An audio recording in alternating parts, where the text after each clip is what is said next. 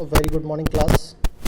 हम class 11th का supplementary का फर्स्ट चैप्टर पढ़ेंगे आज, the summer of the beautiful white horse, जिसको लिखा है विलियम शेयर ने।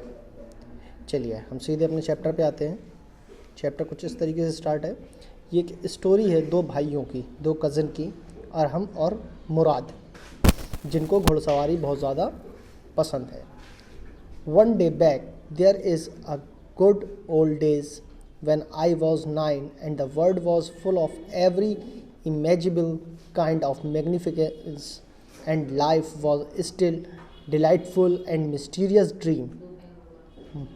वो कह रहा है कि एक दिन जो सबसे अच्छा दिन था पुराने दिनों में, जब मैं 9 साल का था, तो एक दिन ऐसा भी आया कि जो भव्यता से भरपूर था और रहस्यमय एक सपना जैसा था। वो दिन क्या था देखिए।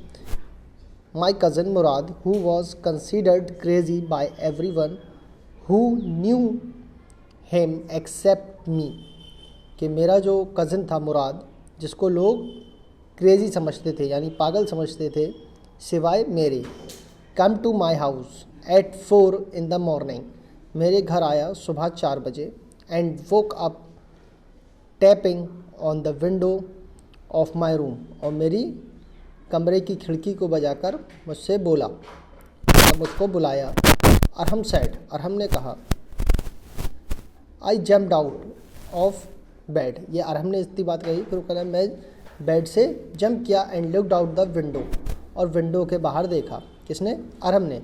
I could not believe what I saw, मैं यकीन ही नहीं कर पाया मैंने क्या देखा। It was not morning yet, अभी सुबह पूरी तरीके से नहीं हुई थी, बट इट वॉज समर, लेकिन गर्मियों का मौसम था, तो सुबह नहीं हुई थी लेकिन हल्का हल्का उजाला आ गया था। And with daybreak not many minutes around the corner of the world it was light enough for me to know I was not dreaming. तो ये मैंने अभी जैसा बताया कि हल्की हल्की सुबह हो गई थी और वो मुझे लेने आया था, मैंने देखा उसको, तो मैं उस पर यकीन नहीं कर पा रहा था और मुझे ऐसा लग रहा था कि मैं एक सपना देख रहा हूँ।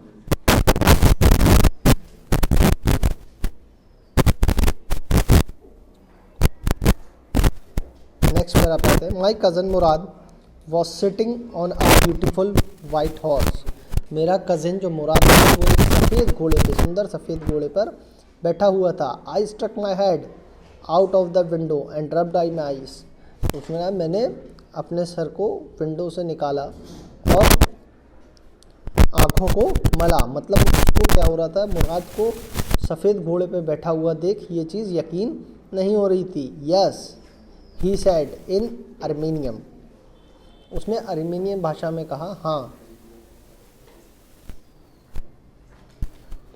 इट्स अ हॉर्स, हाँ ये क्या है, घोड़ा है। यू आर नॉट ड्रीमिंग, तुम सपना नहीं देख रहे हो। Make it quick if you want to ride, जल्दी करो अगर तुम्हें सवारी करनी है। I knew my cousin Murad enjoyed being alive more than anybody else who had ever fallen into world by mistake, but this was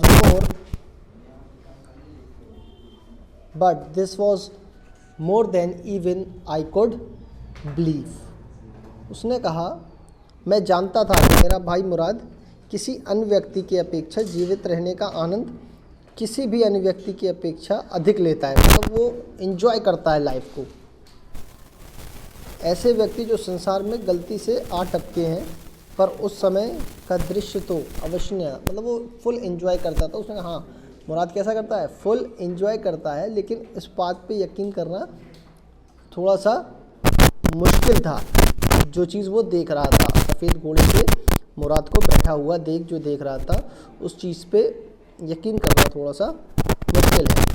in the first place my earliest memory had been memories of horse and my first longing had been longing to ride। पहली बात, मेरी सबसे पुरानी स्मृतियाँ तो घोड़े से जुड़ी थी, मतलब उसका जो पास था वो घोड़ों से जुड़ा हुआ था और मेरी पहली तमन्ना भी घोड़े की सवारी करना ही थी। ये बात उसके लिए बहुत ही ज़्यादा विश्वसनीय नहीं थी। दिस वॉज वंडरफुल पार्ट, ये कैसा था, बहुत अच्छा था। इन सेकेंड प्लेस, और दूसरी ओर वी आर पुअर, हम कैसे थे, गरीब थे। मतलब घोड़े पे सवारी करने की इच्छा तो थी उसकी, लेकिन वो लोग क्या थे, गरीब थे। This was the part that would not permit me to believe what I saw, और यही कारण था कि मैं उस पर यकीन नहीं कर पा रहा था कि इसने सफ़ेद घोड़ा ख़रीद लिया है या सफ़ेद घोड़ा ये लेके आया है। इस बात पे वो यकीन नहीं कर पा रहा था क्योंकि वो इतने गरीब थे कि वो घोड़ा एफर्ट नहीं कर सकते थे। We are poor, we had no money, हम गरीब थे और हमारे पास कोई पैसे नहीं थे। Our whole tribe was poverty stricken, whole tribe मतलब होता है हमारी पूरी पीढ़ी जो थी, पूरी नस्ल जो थी, वो गरीबी से गुज़र रही थी। Every branch of the Garoghlanian family was living in the most amazing and comical poverty in the world, मतलब उसकी जो फैमिली थी, जो जॉर्जियन फैमिली कहलाती थी, वो भी पूरी पॉवर्टी से गुज़र रही थी। तो मतलब इस चीज़ पे यकीन करना बहुत ही मुश्किल था कि उसने सफ़ेद घोड़ा ख़रीद लिया है, क्योंकि वो लोग इतने गरीब थे और गरीबी की रेखा से गुज़र रहे थे। Nobody could understand where we ever got money enough to keep us food in our valleys, not even the old man of the family। तो उन्हें यह भी नहीं पता था कि हम रोटी कैसे कमाएंगे और कैसे खाएंगे। यहाँ तक कि जो घर में सबसे बूढ़ा आदमी था उसके भी खाने का कोई ठिकाना नहीं था।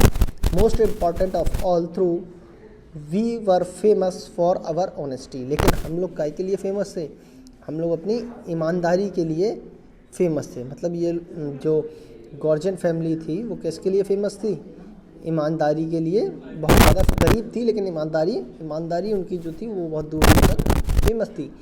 We had been famous for our honesty for something like 11 centuries, even when we had been wealthiest family in what we like to think was the world।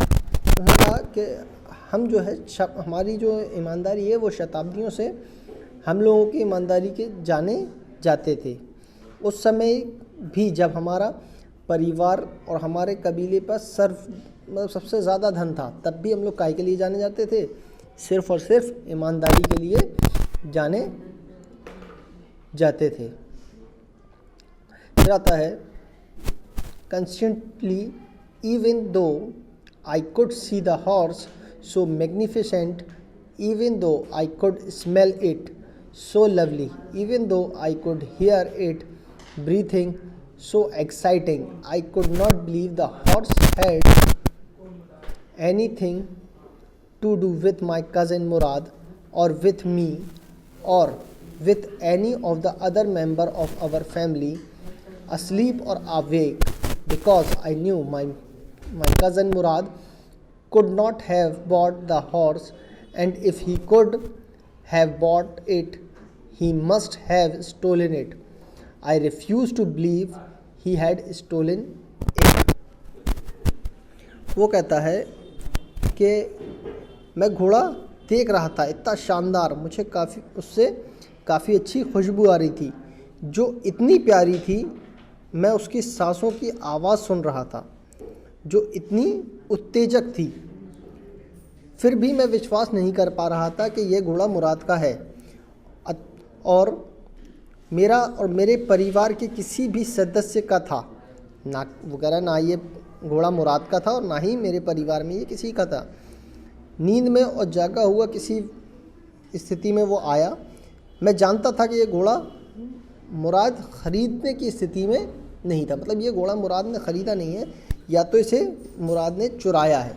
लेकिन इस पे यकीन करना थोड़ा मुश्किल था कि मुराद ने चुराया होगा, लेकिन ये बात को हम रिफ्यूज़ भी नहीं कर सकते क्योंकि उस गरीब थे तो ख़रीदने की क्षमता भी नहीं थी। No member of Garoghlanian family could be a thief, वो कह रहा है जो हमारी फैमिली है, जो गुरलियन फैमिली है, वो चोर, उसमें कोई भी मेंबर चोर नहीं हो सकता। I started first my cousin and then at the horse. पहले उसने कहा मैंने अपने कज़न को देखा और फिर घोड़े को। There was pure stillness and humour in each of them. दोनों में एक ह्यूमर दिख रहा था, एक स्टिकनेस दिख रही थी। Which on the one hand delighted me and to frustrated me. वो कहता है कि जब मैंने उनको देखा, आंखें टकराई, तो मतलब आंखों से ऐसा लग रहा था कि ये रहस्यमय, मतलब इसमें ये कुछ ना कुछ छुपा रहा है, और ये चीज़ मुझको क्या कर रही थी, फ्रस्ट्रेट कर रही थी। Murad, I said where did you steal this horse. मतलब उसने, अरहम ने मुराद से पूछा कि ये घोड़ा तुमने कहाँ से चुराया है। Leap out the window he said if you want to ride. उसने कहा अगर तुम इसकी सवारी करना चाहते हो तो खिड़की से जल्दी बाहर आओ। It was true then he had stolen the horse. और ये बात अब सत्य हो गई थी कि उसने वो घोड़ा चुराया है। There was no question about it. अब इसका कोई सवाल नहीं उठता था। He had come to invite me to ride और नॉट एज आई चूज। या तो मैं राइड करता या नहीं करता। Well I seemed to me stealing a horse for a ride not the same thing as stealing something else such as money। उसने कहा घोड़ा चुराना एक राइड के लिए मैं चोरी नहीं मानता हूँ, जैसे कि पैसों का चुराना या धन का चुराना एक चोरी होती है। For all I knew may be it was not stealing at all if you were crazy about the horse the way my cousin Murad and I were, it was not stealing। तो उसने हम लोग जिस तरीके से घोड़े के लिए पागल थे, तो ये कोई चोरी नहीं थी, ये केवल एक घोड़े को लेके आना था। It would become stealing until offered to sell horse. और ये चोरी कब कहलाती है, अगर हम इसको बेचने के उद्देश्य से लाते, हम केवल सवारी करने के उद्देश्य से लाए थे तो ये चोरी नहीं थी। I knew we would never do. और हमें पता था ये हम कभी नहीं करेंगे। Let me put on some clothes I said. उसने कहा रुको मैं कुछ कपड़े पहन लूँ। All right he said but hurry. उसने कहा ठीक है लेकिन जल्दी करो। I leaped into my clothes. उसने जल्दी से कपड़े पहने। I jump down to the yard from the window and leaped up onto the horse behind my cousin Murad. उसने कहा मैं जल्दी से कूदा और मुराद के पीछे जाकर बैठ गया। चलिए अब next para. That year we lived at the edges of town. हम लोग टाउन के बिल्कुल किनारे रहते थे उस साल। ऑन वॉलनट एवेन्यू, जगह का नाम है वॉलनट एवेन्यू, वहाँ पे वो रहते थे। Behind our house was the country, vineyard, orchard, irrigation ditch and country road. मतलब मेरे घर के पीछे ये सब चीज़ें थी। वाइन यार्ड मतलब जहाँ पे बेल वगैरह लगती हैं, मतलब खेत टाइप का। ऑच यार्ड मतलब एक बंगला टाइप का। तो ये सब चीज़ें मेरे घर के पीछे थी। In less than 3 minute we were on Olive Avenue. और हम केवल 3 मिनट में ओलाइव एवेन्यू पे थे। And then the horse began to trot. The air was new and lovely breathe. बहुत अच्छा सुहाना लग रहा था उस घोड़े पे बैठ के, उसकी उसमें जो हवा लग रही थी उसको महसूस करके और वहाँ पे सांस लेके। My cousin Murad who was considered one of the craziest member of our family began to sing, I mean he been to roar. वो मतलब घोड़े पे बैठ के गा रहा था। गा क्या रहा था वो, यानी रोर कर रहा था, यानी चिल्ला रहा था, दहाड़ रहा था। Every family has crazy streak in it somewhere and my cousin Murad was considered the natural descent of crazy streak in trip before he was our uncle Khusro. उसने कहा ये मतलब हमारे यहाँ जो था वो पीढ़ी दर पीढ़ी मुराद को मिला हुआ था। और ये किससे मिला था, अंकल खुसरो से। एंड इम्यूरस मैन, अंकल खुसरो जो कि क्या थे, इम्यूरस मैन थे, मतलब बहुत ही कहते नहीं तेज़ बोलने वाले, बहुत ही सख्त आदमी। With powerful head of black hair, उनका जो दिमाग था वो बहुत ज़्यादा तेज़ था, काले बालों वाला। एंड द लार्जेस्ट मुस्टेट्स, और बड़ी बड़ी मूछें थीं। In the Saint Jack Valley, वो कहाँ रहते थे, सेंट जोकिन वैली में रहते थे। A man so furious in temper, और वो बहुत ही टेम्पर में बहुत ज़्यादा थे, मतलब उनका गुस्सा बिल्कुल नाक पे रहता था। सो इरिटेबल, बहुत ज़्यादा इरिटेट हो जाते थे जल्दी।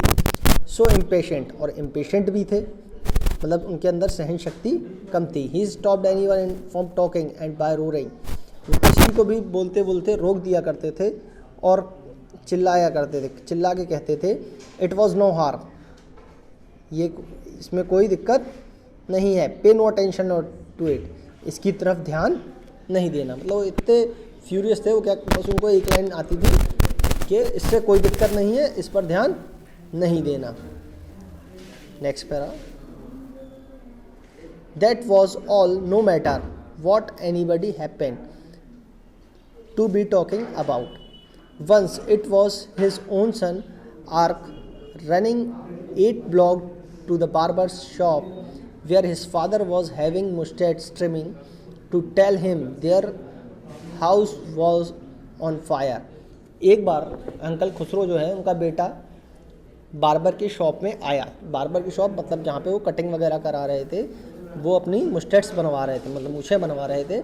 वहाँ पे उनका लड़का दौड़ता हुआ आया और कहता है घर में आग लग गई है। This man Khusro set up in the chair and roading, ये कुर्सी पर बैठे हुए थे और ये उसी गुस्से में लहजे में चिल्लाए इट वॉज नो हार्म, पे नो अटेंशन टू इट, इसमें कोई दिक्कत नहीं है, इसकी तरफ ध्यान नहीं दो। क्योंकि ये लाइन क्या थी, उनकी आदत थी, तो ये लाइन वो गुस्से में कहते हैं कि इसमें कोई दिक्कत नहीं है, तुम इसकी तरफ ध्यान न दो। द बार्बर सेड, जो नाई था वो कहता है, but the boy says your house is on fire, so Khusro roar enough, it is no harm I say. तो वो जो नाई था वो कहता है कि आपका लड़का कह रहा है कि आपके घर में आग लग गई है। तो अंकल खुसरो और कस के चिल्ला के कहते हैं no harm, it is no harm, इसमें कोई दिक्कत नहीं है, आई से, मैं कह रहा हूँ ना, कस के चिल्ला के उसे डांट देते हैं। माई cousin Murad was considered the natural descent of this man, उसको जो मुराद है उनको उसी के नेचर का बताया जा रहा था। Although Murad father was a Zorab, Murad के फादर जो थे जिनका नाम क्या था, Zorab, who was practical and nothing else, वो बहुत ही प्रैक्टिकल आदमी थे, मतलब लॉजिकल, बिल्कुल सीधे साधे चलने वाले, मतलब वो अंकल खुसरो की तरह संकीले नहीं थे, एक नॉर्मल आदमी थे। That's how it was our tribe, a man could be a father of his son's flesh, but that did not mean that he was also the father of his spirit. तो वो कहते हैं, वो कहता है, अरहम कहता है कि मुराद जो था वो ज़ुरैब, जिनके फादर थे ज़ुरैब बहुत ही प्रैक्टिकल मैन थे, और मुराद जो था वो बिल्कुल उनका अपोजिट था। तो वो कहता है कि एक जो बेटा है वो अपने बाप का फ्लैश हो सकता है, फ्लैश मतलब फिज़िकली उसका हो सकता है, लेकिन उसकी जो आत्मा है और उसका जो नेचर है वो उससे बहुत ही ज़्यादा अलग था। मतलब वो कंपैरिजन कर रहा है मुराद का उसके फादर से, कि वो अपने फादर की तरह बिल्कुल नहीं था, बल्कि वो किसके तरह था, अंकल खुसरो की तरह। The distribution of various kinds of spirit is tribe and being caprice and variegated. देखिए यही बता रहा है कि मतलब वो बहुत ही ज़्यादा कैसे थे, बिल्कुल मनमौजी था, और कैसा था, घुमक्कड़, और उनके पिताजी बिल्कुल नॉर्मल और सीधे आदमी थे। यही कंपैरिजन उसने उनके बेटे से बताया है। चलिए अब हम सेकंड पार्ट में, नेक्स्ट पार्ट में इसके आगे के पैराग्राफ को एक्सप्लेन करेंगे। Thank you.